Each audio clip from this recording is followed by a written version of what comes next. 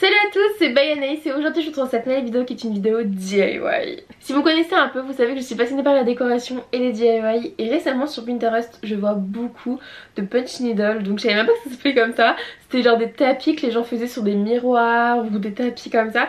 Je trouvais ça hyper fun et je voulais trop essayer. J'ai testé le DIY avant de vous le faire pour voir qu'est-ce que ça allait donner et c'est trop mignon, c'est un petit cœur en punch needle. En fait du punch needle c'est une sorte de tissu de tapis, enfin c'est assez bizarre mais c'est trop cool.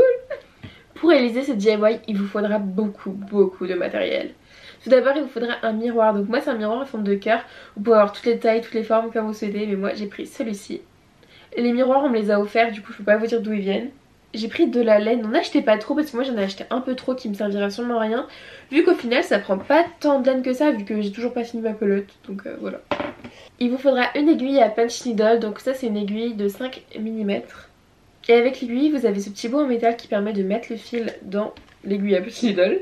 Vous avez aussi besoin de colle, donc là c'est de la colle spéciale punch needle. Et après j'ai pris de la colle spéciale pour bois pour attacher du coup la plaque en bois au tissu. J'ai aussi fait faire des plaques en bois, donc ça c'est un peu indispensable si vous avez un miroir assez grand parce qu'il y en a plein qui font des punch needle directement sur le miroir, donc à la taille. Vu que moi j'ai fait dépasser, il fallait bien qu'ils tiennent sur quelque chose, donc j'ai fait une petite planche en bois derrière. Et j'ai tout prévu pour les accrocher, j'ai prévu avec ça, donc ça c'est un petit truc pour accrocher dans un moment les tableaux.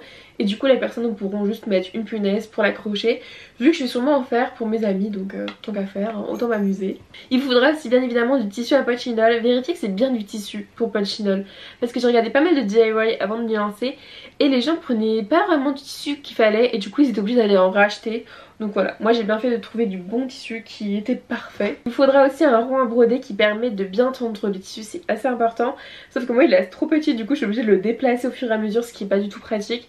Mais bon, ça c'est aussi très important de bien tendre le tissu.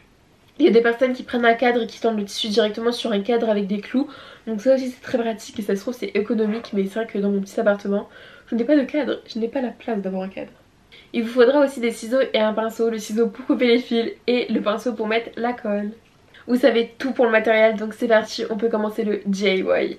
Alors hier soir j'avais déjà commencé à faire le rose, je vais vous montrer du coup comment on le fait précisément. Donc là comme vous voyez à l'arrière j'ai plein de petits fils comme ça, du coup je vais venir les découper. Je vais venir faire le contour du cœur sur le tissu pour me faire un petit patron.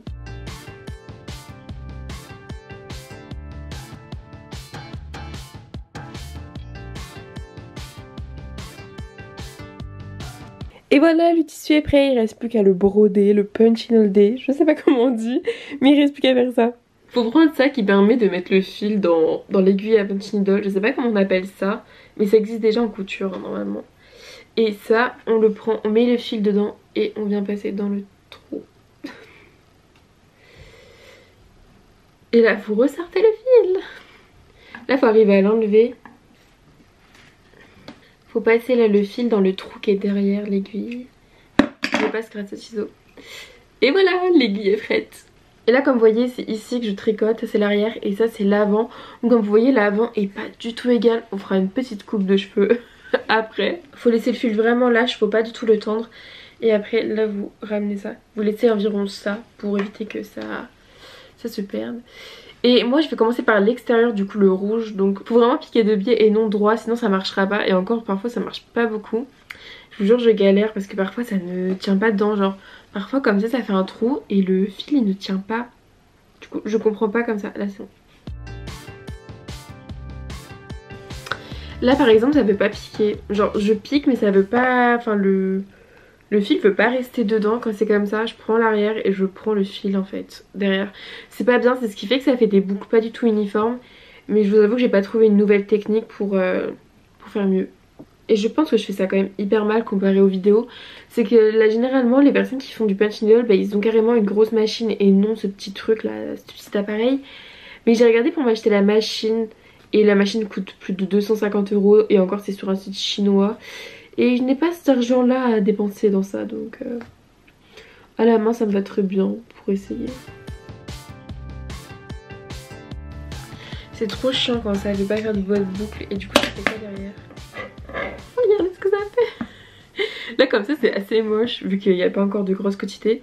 Mais c'est pour ça que ça fait pas beau quand ça fait des trucs comme ça là parce que bah c'est pas assez. Je viens découper la laine pour que ce soit égal.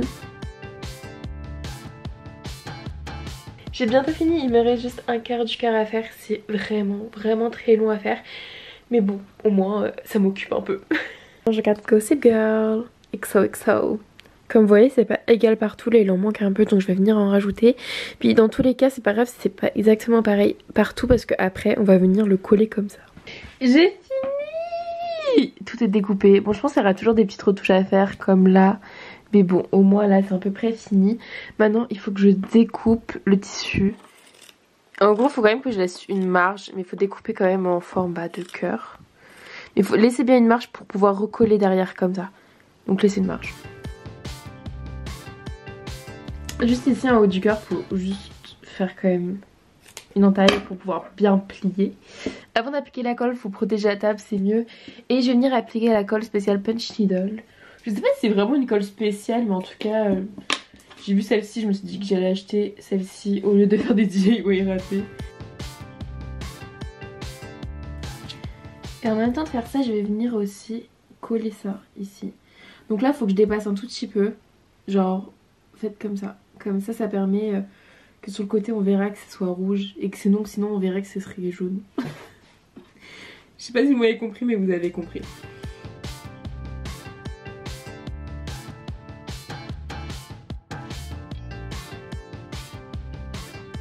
Je vais venir découper au milieu pour qu'en fait quand je colle le miroir ça collait un peu sur le tissu mais aussi sur le bois, comme ça je suis sûre à 200% qu'il ne va pas tomber.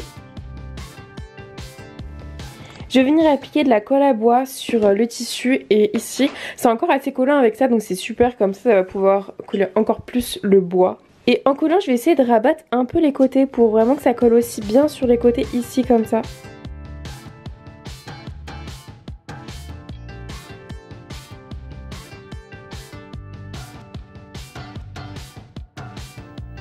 Je viens coller le miroir avec de la colle à bois.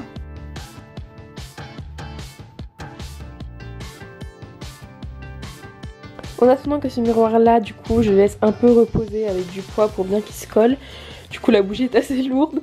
Je vais prendre ce miroir là, j'avais oublié de mettre ceci. Donc c'est un petit accroche tableau. Et je peux pas le visser parce que le bois il est trop petit pour le visser. Donc je vais venir le coller avec de la colle hyper forte.